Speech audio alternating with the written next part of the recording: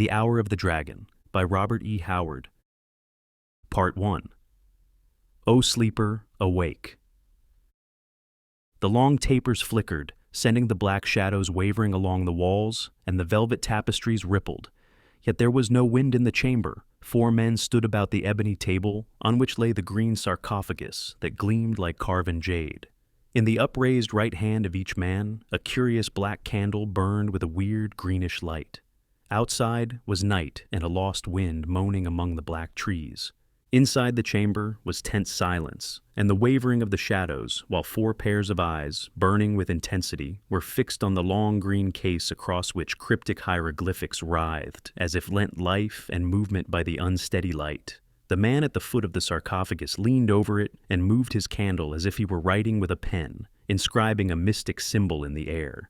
Then he set down the candle in its black gold stick at the foot of the case, and, mumbling some formula unintelligible to his companions, he thrust a broad white hand into his fur-trimmed robe. When he brought it forth again, it was as if he cupped in his palm a ball of living fire. The other 3 drew in their breath sharply, and the dark, powerful man who stood at the head of the sarcophagus whispered, "The heart of Ahriman." The other lifted a quick hand for silence. Somewhere, a dog began howling dolefully, and a stealthy step padded outside the barred and bolted door. But none looked aside from the mummy case over which the man in the ermine-trimmed robe was now moving the great flaming jewel, while he muttered an incantation that was old when Atlantis sank. The glare of the gem dazzled their eyes, so that they could not be sure of what they saw. But with a splintering crash, the carven lid of the sarcophagus burst outward as if from some irresistible pressure applied from within, and the 4 men, bending eagerly forward, saw the occupant, a huddled, withered, wizened shape with dried brown limbs like dead wood showing through moldering bandages. "Bring that thing back," muttered the small, dark man, who stood on the right, with a short, sardonic laugh. "It is ready to crumble at a touch. We are fools." "Shh!" It was an urgent hiss of command from the large man who held the jewel. Perspiration stood upon his broad white forehead, and his eyes were dilated. He leaned forward, and, without touching the thing with his hand, laid on the breast of the mummy the blazing jewel. Then he drew back and watched with fierce intensity, his lips moving in soundless invocation. It was as if a globe of living fire flickered and burned on the dead, withered bosom, and breath sucked in, hissing, through the clenched teeth of the watchers. For as they watched, an awful transmutation became apparent. The withered shape in the sarcophagus was expanding, was growing, lengthening. The bandages burst and fell into brown dust. The shriveled limbs swelled, straightened.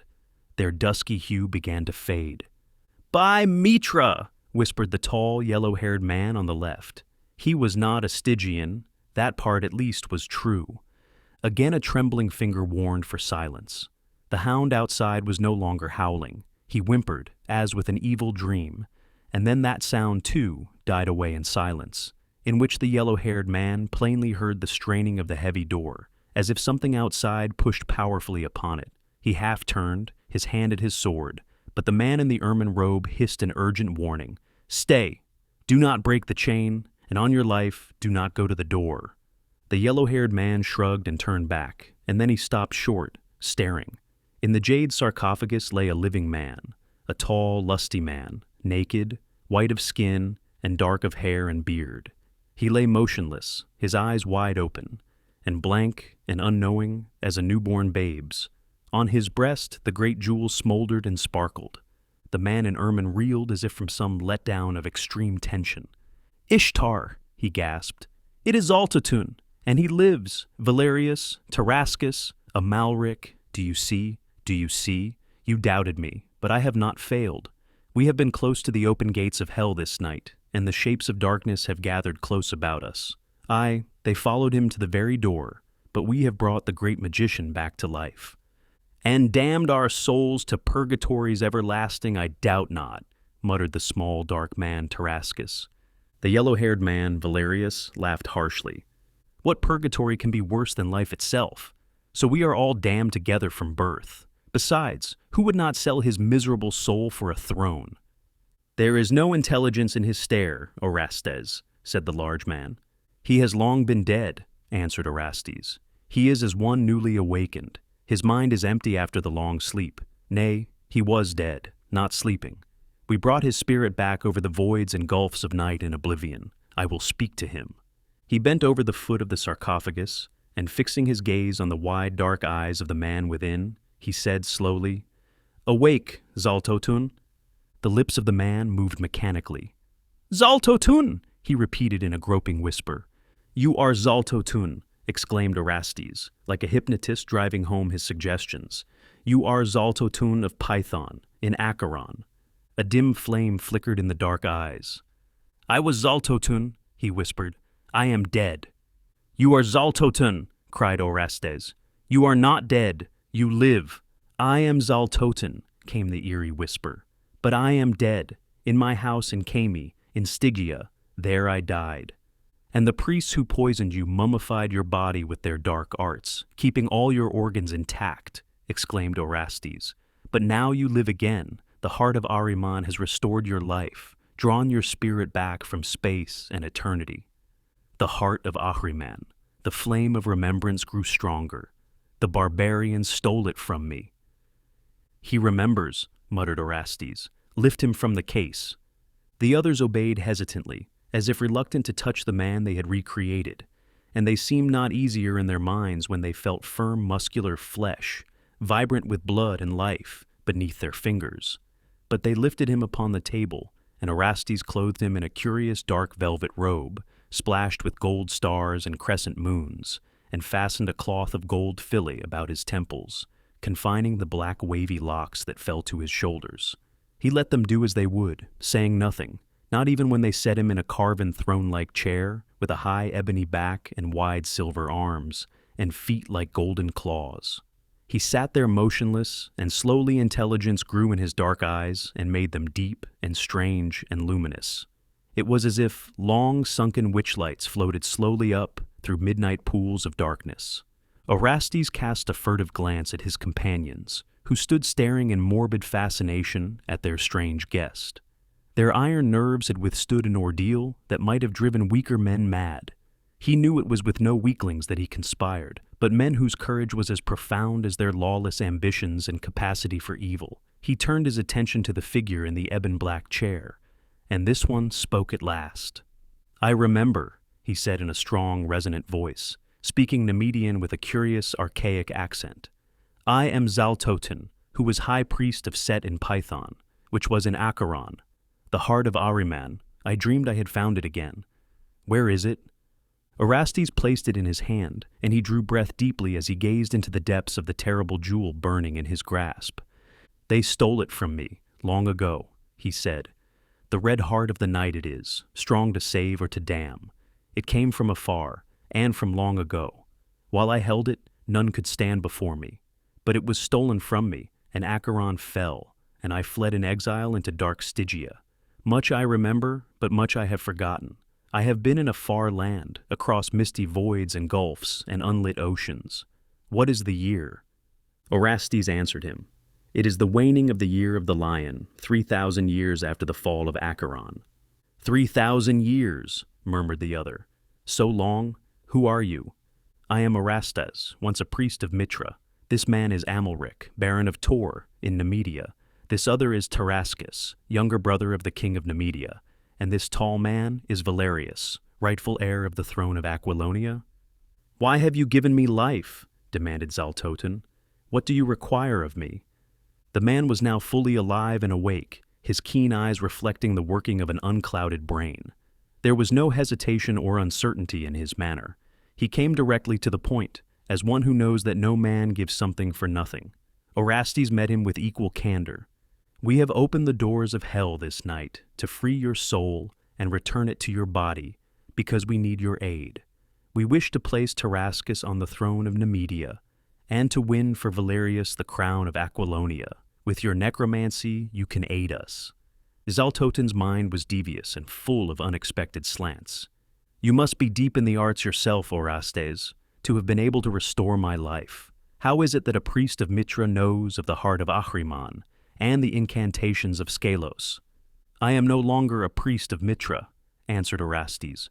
"I was cast forth from my order because of my delving in black magic. But for Amalric, There I might have been burned as a magician. But that left me free to pursue my studies. I journeyed in Zamora, in Vendia, in Stygia, and among the haunted jungles of Kitai.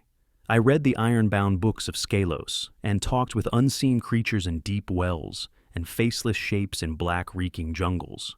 I obtained a glimpse of your sarcophagus in the demon-haunted crypts below the black giant-walled temple of Set in the hinterlands of Stygia, and I learned of the arts that would bring back life to your shriveled corpse. From moldering manuscripts, I learned of the heart of Ahriman. Then, for a year, I sought its hiding place, and at last, I found it. Then why trouble to bring me back to life? Demanded Zaltotin, with his piercing gaze fixed on the priest. Why did you not employ the heart to further your own power? Because no man today knows the secrets of the heart, answered Orestes. Not even in legends live the arts by which to loose its full powers. I knew it could restore life. Of its deeper secrets I am ignorant. I merely used it to bring you back to life. It is the use of your knowledge we seek. As for the heart, you alone know its awful secrets. Zaltotin shook his head, staring broodingly into the flaming depths. My necromantic knowledge is greater than the sum of all the knowledge of other men, he said. Yet I do not know the full power of the jewel. I did not invoke it in the old days. I guarded it lest it be used against me. At last it was stolen, and in the hands of a feathered shaman of the barbarians it defeated all my mighty sorcery. Then it vanished, and I was poisoned by the jealous priests of Stygia before I could learn where it was hidden. It was hidden in a cavern below the temple of Mitra, in Tarantia, said Orestes. By devious ways I discovered this, after I had located your remains in Set's subterranean temple in Stygia. Zamorian thieves, partly protected by spells I learned from sources better left unmentioned, stole your mummy case from under the very talons of those which guarded it in the dark, and by camel caravan and galley and ox wagon it came at last to this city. Those same thieves, or rather those of them who still lived after their frightful quest, stole the heart of Ahriman from its haunted cavern below the temple of Mitra, and all the skill of men and the spells of sorcerers nearly failed. One man of them lived long enough to reach me and give the jewel into my hands before he died slavering and gibbering of what he had seen in that accursed crypt. The thieves of Zamora are the most faithful of men to their trust. Even with my conjurements, none but they could have stolen the heart from where it has lain in demon-guarded darkness since the fall of Acheron, 3,000 years ago. Zaltotin lifted his lion-like head and stared far off into space, as if plumbing the lost centuries. 3,000 years, he muttered. Set, tell me what has chanced in the world. The barbarians who overthrew Acheron set up new kingdoms, quoted Orestes. Where the empire had stretched now rose realms called Aquilonia and Nemedia and Argos from the tribes that founded them. The older kingdoms of Ophir, Corinthia, and western Koth, which had been subject to the kings of Acheron, regained their independence with the fall of the empire. And what of the people of Acheron? Demanded Zaltotin. When I fled into Stygia, Python was in ruins, and all the great purple-towered cities of Acheron fouled with blood and trampled by the sandals of the barbarians. In the hills, small groups of folk still boast descent from Acheron, answered Orestes. For the rest, the tide of my barbarian ancestors rolled over them and wiped them out. They, my ancestors, had suffered much from the kings of Acheron. A grim and terrible smile curled the Pythonian's lips. Aye, many a barbarian, both man and woman, died screaming on the altar under this hand. I have seen their heads piled to make a pyramid in the great square in Python when the kings returned from the west with their spoils and naked captives. Aye, and when the day of reckoning came, the sword was not spared, so Acheron ceased to be, and purple-towered Python became a memory of forgotten days. But the younger kingdoms rose on the imperial ruins and waxed great. And now we have brought you back to aid us to rule these kingdoms, which, if less strange and wonderful than Acheron of old, are yet rich and powerful, well worth fighting for. Look. Orestes unrolled before the stranger a map drawn cunningly on vellum. Zaltotin regarded it and then shook his head, baffled. The very outlines of the land are changed. It is like some familiar thing seen in a dream, fantastically distorted. Howbeit, answered Orestes, tracing with his forefinger, here is Belverus, the capital of Nemedia, in which we now are. Here run the boundaries of the land of Nemedia. To the south and southeast are Ophir and Corinthia. To the east, Bithynia. To the west, Aquilonia. It is the map of a world I do not know, said Zaltotin softly, but Orestes did not miss the lurid fire of hate that flickered in his dark eyes. It is a map you shall help us change, answered Orestes. It is our desire first to set Tarascus on the throne of Nemedia. We wish to accomplish this without strife, and in such a way that no suspicion will rest on Tarascus. We do not wish the land to be torn by civil wars, but to reserve all our power for the conquest of Aquilonia. Should King Nemed and his sons die naturally, in a plague for instance, Tarascus would mount the throne as the next heir, peacefully and unopposed. Zaltotun nodded without replying, and Orestes continued. The other task will be more difficult.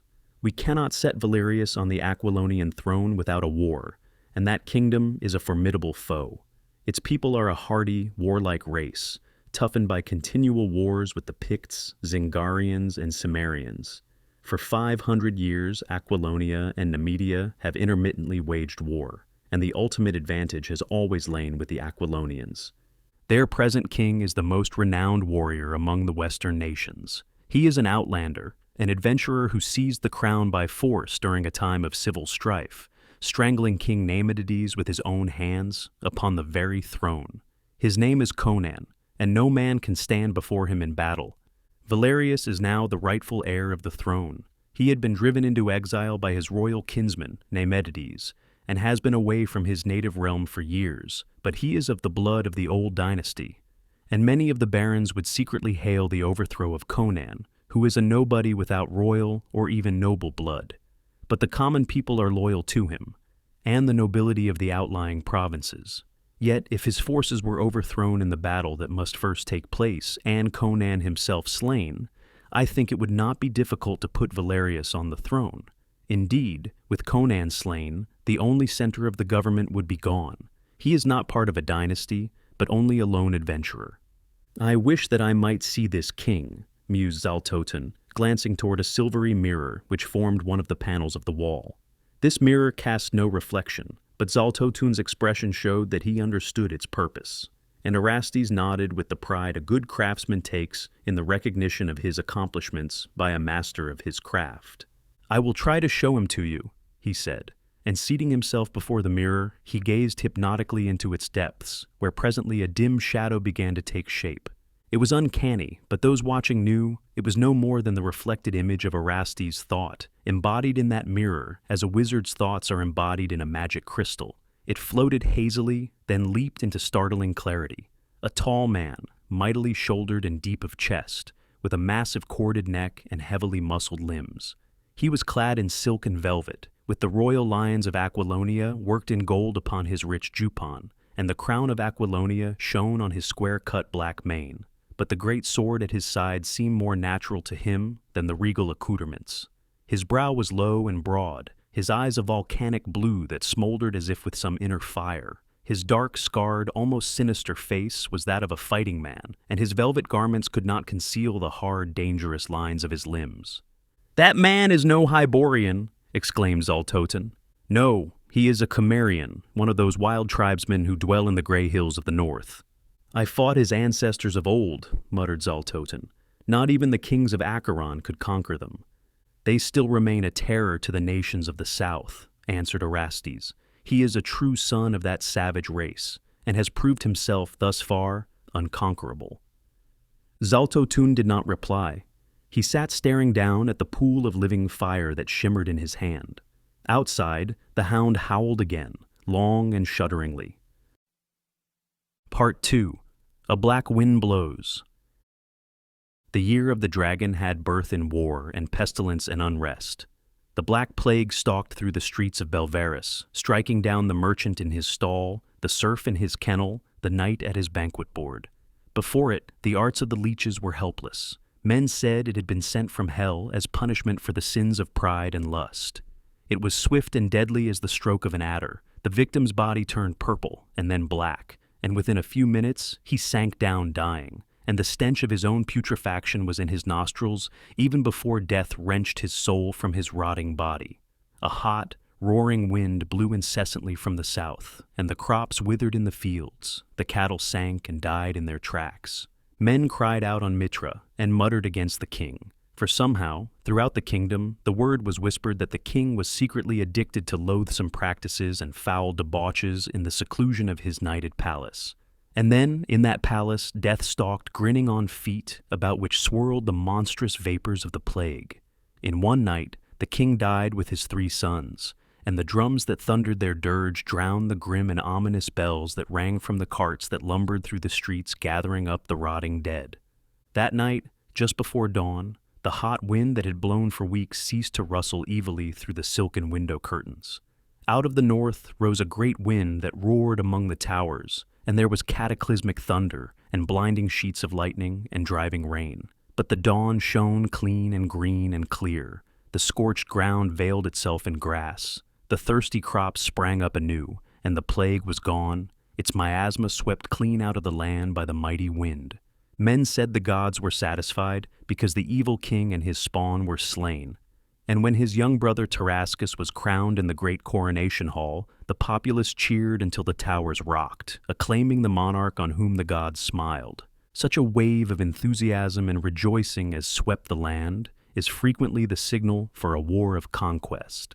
So, no one was surprised when it was announced that King Tarascus had declared the truce made by the late king with their western neighbors void, and was gathering his hosts to invade Aquilonia. His reason was candid. His motives, loudly proclaimed, gilded his actions with something of the glamour of a crusade. He espoused the cause of Valerius, rightful heir to the throne. He came, he proclaimed, not as an enemy of Aquilonia, but as a friend, to free the people from the tyranny of a usurper and a foreigner. If there were cynical smiles in certain quarters and whispers concerning the king's good friend Amalric, whose vast personal wealth seemed to be flowing into the rather depleted royal treasury, they were unheeded in the general wave of fervor and zeal of Tarascus's popularity. If any shrewd individuals suspected that Amalric was the real ruler of Nemedia behind the scenes, they were careful not to voice such heresy, and the war went forward with enthusiasm.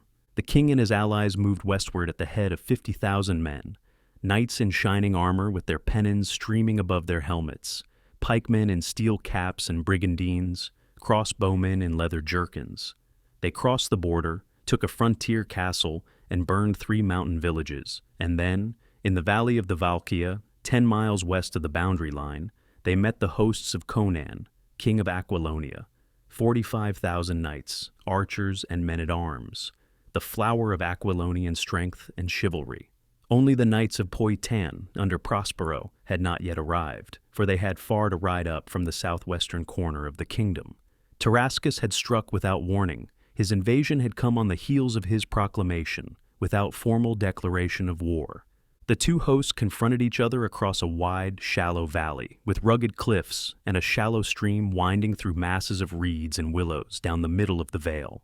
The camp followers of both hosts came down to this stream for water, and shouted insults and hurled stones across at one another. The last glints of the sun shone on the golden banner of Nemedia with the scarlet dragon, unfurled in the breeze above the pavilion of King Tarascus, on an eminence near the eastern cliffs. But the shadow of the western cliffs fell like a vast purple pall across the tents, and the army of Aquilonia, and upon the black banner with its golden lion that floated above King Conan's pavilion. All night the fires flared the length of the valley, and the wind brought the call of trumpets, the clangor of arms, and the sharp challenges of the sentries who paced their horses along either edge of the willow-grown stream. It was in the darkness before dawn that King Conan stirred on his couch, which was no more than a pile of silks and furs thrown on a dais, and awakened. He started up, crying out sharply and clutching at his sword. Pallantides, his commander, rushing in at the cry, saw his king sitting upright, his hand on his hilt, and perspiration dripping from his strangely pale face. "Your Majesty," exclaimed Pallantides, "is aught amiss?" "What of the camp?" demanded Conan. "Are the guards out?" 500 horsemen patrol the stream, Your Majesty," answered the general. "The Nemedians have not offered to move against us in the night. They wait for dawn, even as we." "By Crom," muttered Conan, "I awoke with a feeling that doom was creeping on me in the night." He stared up at the great golden lamp, which shed a soft glow over the velvet hangings and carpets of the great tent. They were alone. Not even a slave or a page slept on the carpeted floor. But Conan's eyes blazed as they were wont to blaze in the teeth of great peril, and the sword quivered in his hand. Pallantides watched him uneasily. Conan seemed to be listening. "Listen," hissed the king. "Did you hear it? A furtive step." "7 knights guard your tent, your majesty," said Pallantides. "None could approach it unchallenged."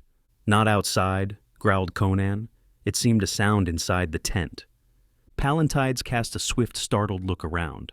The velvet hangings merged with shadows in the corners, but if there had been anyone in the pavilion besides themselves, the general would have seen him. Again he shook his head. "There is no one here, sire. You sleep in the midst of your host." "I have seen death strike a king in the midst of thousands," muttered Conan. "Something that walks on invisible feet and is not seen." "Perhaps you were dreaming, your majesty," said Pallantides, somewhat perturbed. "So I was," grunted Conan. "A devilish dream it was, too. I trod again all the long, weary roads I traveled on my way to the kingship." He fell silent, and Pallantides stared at him unspeaking. The king was an enigma to the general, as to most of his civilized subjects. Pallantides knew that Conan had walked many strange roads in his wild, eventful life, and had been many things before. A twist of fate set him on the throne of Aquilonia. "I saw again the battlefield whereon I was born," said Conan, resting his chin moodily on a massive fist. "I saw myself in a panther-skin loincloth, throwing my spear at the mountain beasts. I was a mercenary swordsman again, a hetman of the Kozaki who dwell along the Zaporoska River, a corsair looting the coasts of Kush, a pirate of the Barachan Isles, a chief of the Himelian hillmen. All these things I've been, and of all these things I dreamed. All the shapes that have been, I passed like an endless procession, and their feet beat out a dirge in the sounding dust. But throughout my dreams moved strange, veiled figures and ghostly shadows, and a faraway voice mocked me. And toward the last, I seemed to see myself lying on this dais in my tent, and a shape bent over me, robed and hooded. I lay unable to move, and then the hood fell away, and a moldering skull grinned down at me. Then it was that I awoke." "This is an evil dream, your majesty," said Pallantides, suppressing a shudder, "but no more." Conan shook his head, more in doubt than in denial. He came of a barbaric race, and the superstitions and instincts of his heritage lurked close beneath the surface of his consciousness. "I've dreamed many evil dreams," he said, "and most of them were meaningless. But by Chrome, this was not like most dreams. I wish this battle were fought and won. For I've had a grisly premonition ever since King Nymid died in the Black Plague. Why did it cease when he died? Men say he sinned. Men are fools as always," grunted Conan. "If the plague struck all who sinned, then by Crom there wouldn't be enough left to count the living. Why should the gods, who the priests tell me are just, slay 500 peasants and merchants and nobles before they slew the king, if the whole pestilence were aimed at him? Were the gods smiting blindly, like swordsmen in a fog? By Mitra, if I aimed my strokes no straighter, Aquilonia would have had a new king long ago. No, the Black Plague's no common pestilence. It lurks in Stygian tombs, and is called forth into being only by wizards. I was a swordsman in Prince Almuric's army that invaded Stygia, and of his 30,000, 15,000 perished by Stygian arrows, and the rest by the Black Plague that rolled on us like a wind out of the south. I was the only man who lived." "Yet only 500 died in Nemedia," argued Pallantides. "Whoever called it into being knew how to cut it short at will," answered Conan. "So I know there was something planned and diabolical about it. Someone called it forth. Someone banished it when the work was completed, when Tarascus was safe on the throne and being hailed as the deliverer of the people from the wrath of the gods. By Crom, I sense a black, subtle brain behind all this. What of this stranger, who men say gives counsel to Tarascus?" "He wears a veil," answered Pallantides. "They say he is a foreigner, a stranger from Stygia." "A stranger from Stygia," repeated Conan, scowling. "A stranger from hell, more like. Ha! What is that?" "The trumpets of the Nemedians," exclaimed Pallantides.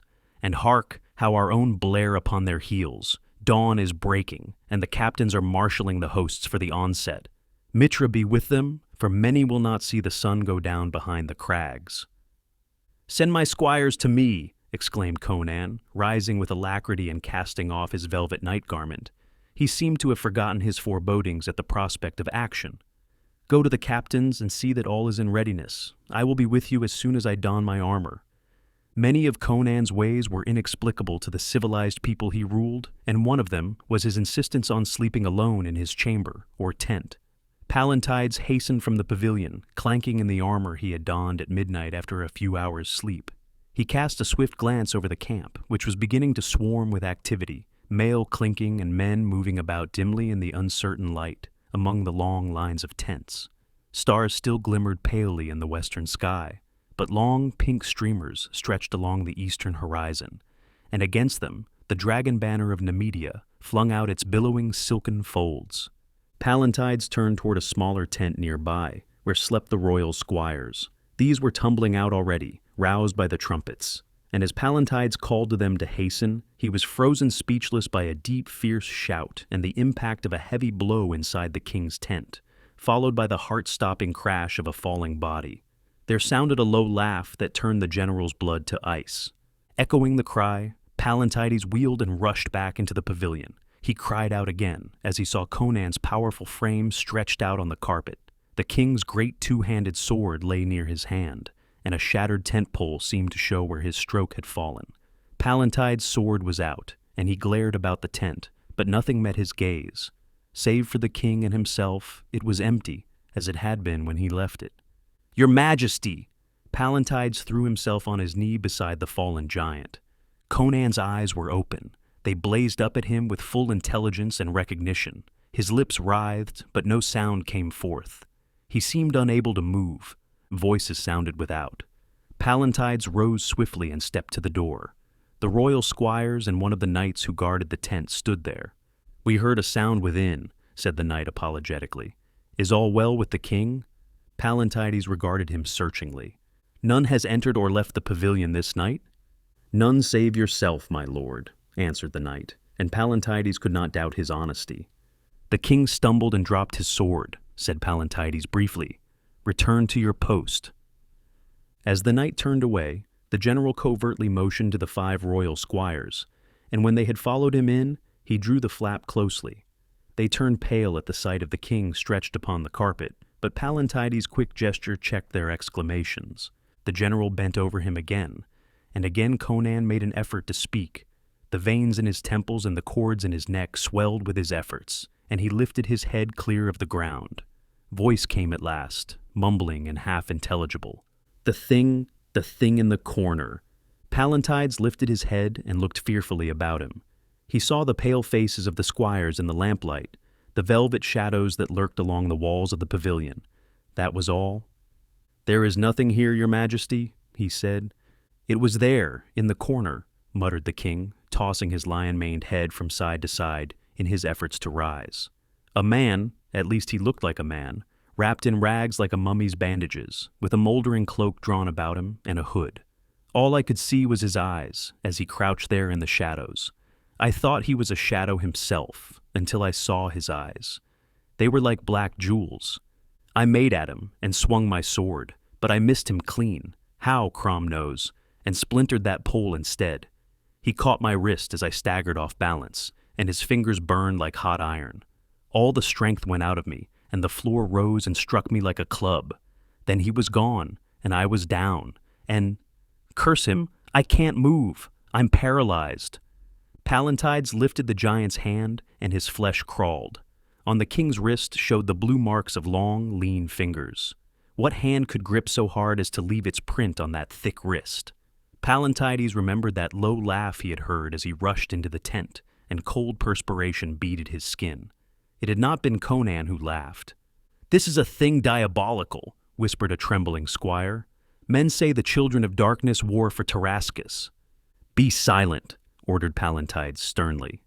Outside, the dawn was dimming the stars. A light wind sprang up from the peaks and brought the fanfare of 1,000 trumpets. At the sound, a convulsive shudder ran through the king's mighty form. Again, the veins in his temples knotted as he strove to break the invisible shackles which crushed him down. "Put my harness on me and tie me into my saddle," he whispered. "I'll lead the charge yet." Pallantides shook his head, and a squire plucked his skirt. "My lord, we are lost if the host learns the king has been smitten. Only he could have led us to victory this day." "Help me lift him on the dais," answered the general. They obeyed and laid the helpless giant on the furs and spread a silken cloak over him. Pallantides turned to the 5 squires and searched their pale faces long before he spoke. "Our lips must be sealed forever as to what happens in this tent," he said at last.